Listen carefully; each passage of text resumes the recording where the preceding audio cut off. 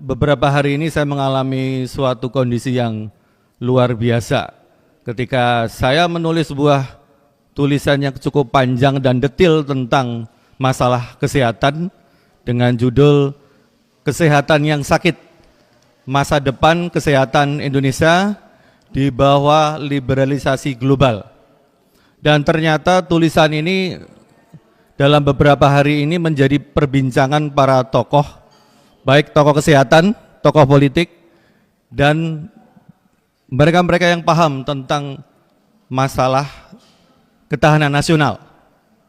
Masalahnya di mana? Beberapa hari yang lalu paper saya ini membuat saya dipanggil oleh tim Prabowo, tim kesehatan Prabowo. Intinya adalah bagaimana Dr. Agung kita siapkan agar BGS, maaf kalau kita sebut nama menteri ya, Budi Gunadi Sadikin tidak jadi menteri kesehatan. Ini yang ngomong bukan oposisi, yang ngomong adalah tim kesehatan Prabowo. Kemudian pertanyaannya berikutnya, kalau memang mau demo, ayo kita bantu. Masalahnya adalah tidak ada yang berani mau demo, padahal Kertanegara sudah mempersiapkan tempatnya. Pertanyaan besarnya adalah, mengapa tim Prabowo sendiri ingin atau bahkan kita katakan tidak menjadikan BGS sebagai seorang menteri? Kesimpulannya sederhana, bahwa ternyata pergantian Raja Jawa ini yang diganti bukan raja, yang diganti ini adalah antek. Antek siapa? Antek kekuatan global, antek liberalisme global. Seorang BGS yang hanya menteri tidak dapat ditolak oleh seorang Prabowo yang presiden terpilih. Kalau kita bicara tentang menteri-menteri yang lain, ini titipan Jokowi. Ini adalah bagian dari kekuatan global. Mungkin kita sudah tahu, ekonomi itu dipegang oleh kekuatan global. Sektor industri kita sudah tahu, hilirisasi nikel itu diambil alih oleh kekuatan asing. Negara ini sudah dijual. Tetapi kalau kita bicara kesehatan, bahkan mungkin Bapak Ibu semuanya melihat bahwa kesehatan itu sekarang baik. Pak Menterinya pro rakyat, walaupun dia bukan seorang dokter. Makanya saya bilang, saya tidak curhat, karena kita tidak pernah seorang dokter itu pengen jadi menteri, seorang dokter itu punya kekuasaan, bukan. Tapi kita jadi seorang dokter atau tenaga kesehatan yang lain, karena kita ingin mengabdi pada rakyat. Tapi apa yang dilakukan oleh BGS, dan ini bukan salahnya BGS, karena dia adalah alat kekuasaan, bukan Jokowi, kekuasaan global. Saya katakan, seorang Prabowo pun dan timnya tidak menginginkan dia menjadi seorang menteri kesehatan. Tapi apa daya, karena ini titipan global, artinya bahwa ada kepentingan yang besar, kepentingan yang lebih besar dibanding hanya sekedar urusan politik. Coba Bapak Ibu bayangkan semuanya, kesehatan itu sementara ini kita memang belum bagus, karena anggaran kesehatan itu terbatas. Tetapi mengapa Presiden Jokowi ya dengan alat kekuasaannya merubah undang-undang kesehatan dengan cara yang kurang bijak, dengan cara instan menjadi undang-undang 17 tahun 2023. Tidak ada dasar logis untuk mengganti undang-undang dengan cara seperti itu. Kalau tidak bukan karena titipan. Titipan siapa? Bahwa Indonesia itu masih menarik di mata global. Ibaratnya nikelnya sudah diambil, ekonominya sudah dikuasai. Tapi ini ada sektor yang masih bisa dijual, sektor kesehatan. Sektor yang bisa memeras sumber daya energi kita, memeras segala kekuatan kita.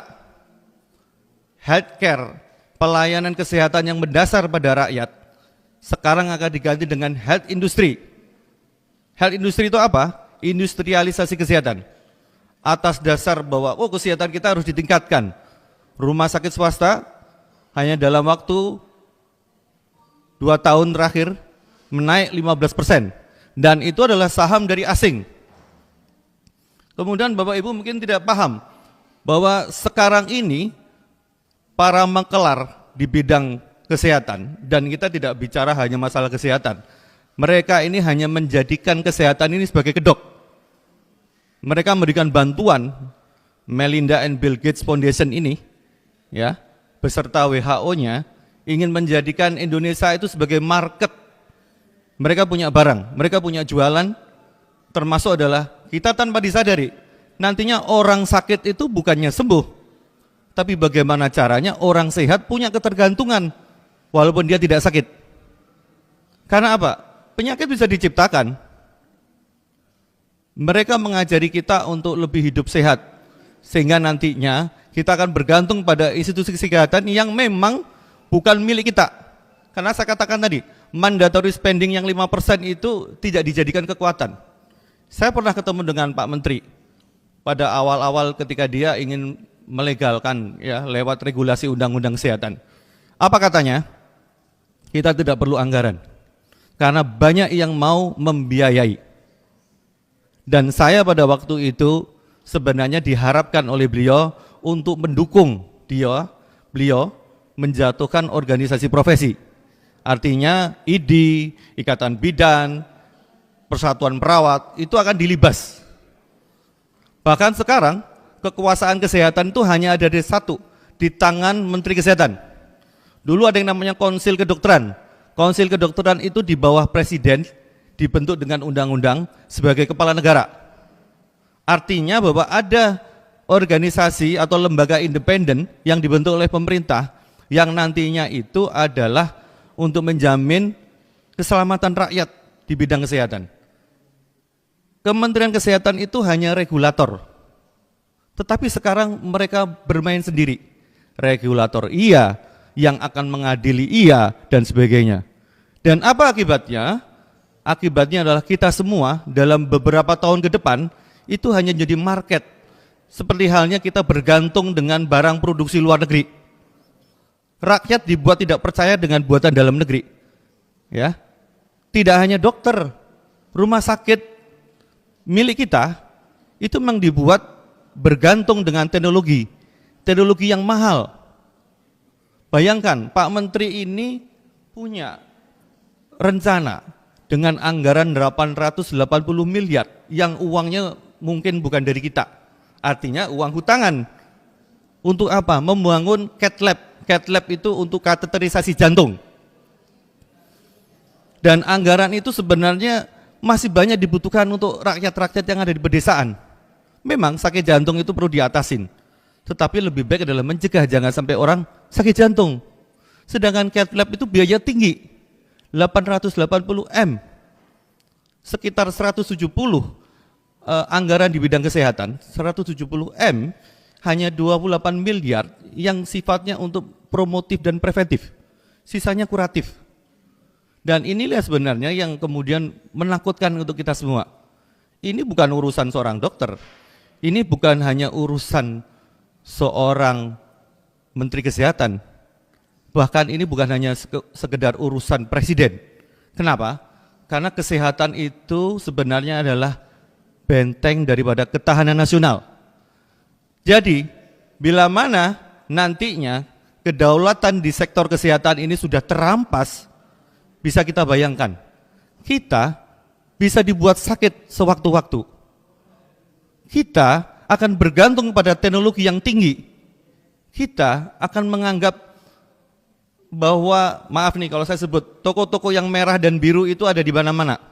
Nanti otoritas kesehatan itu akan dimiliki oleh swasta asing. Karena swasta dalam negeri itu sudah menjerit. Kenapa menjerit? Karena Pak Menteri itu memang membuat ekosistem kesehatan itu untuk ekosistem bisnis. Saya bilang tadi, sekali saya katakan, seorang Presiden Prabowo pun tidak bisa menampik titipan seorang BGS. Dan saya yakin ini bukan masalah karena titipan Jokowi, bukan. Tetapi memang ada kekuatan global yang sekarang itu sudah menjerat kita. Kayak lintah darat gitu ya, sudah ngasih utangan ini harus sampai tuntas, seperti itu. Jadi sektor kesehatan ini nggak ada bedanya dengan sektor ekonomi yang lain nanti, di mana kita akan bergantung penuh dengan teknologi kesehatan yang tidak kita miliki. Seorang dokter nanti itu hanya sebuah tukang, sebagai seorang sales, dia tidak punya otoritas untuk membela kepentingan pasien. Tidak. Mengapa seperti itu? Diciptakanlah proses pendidikan dokter itu yang instan. Alasan adalah dokter itu kurang. Dibuka fakultas kedokteran. Orang mau fakultas kedokteran itu harus nyogok, harus masuk dengan biaya besar. Sekarang ujung-ujungnya apa? Akan masuk dokter asing. Bukan masalah dokter asingnya, tapi dokter asing ini hanya untuk memperkuat kekuatan tadi, kekuatan imperialisme. Imperialisme apa? Imperialisme modern. Jadi penjajahan ini ibaratnya dia butuh tumpangan. Kita belajar dari VOC dulu. Bagaimana Indonesia itu awalnya tidak langsung dijajah.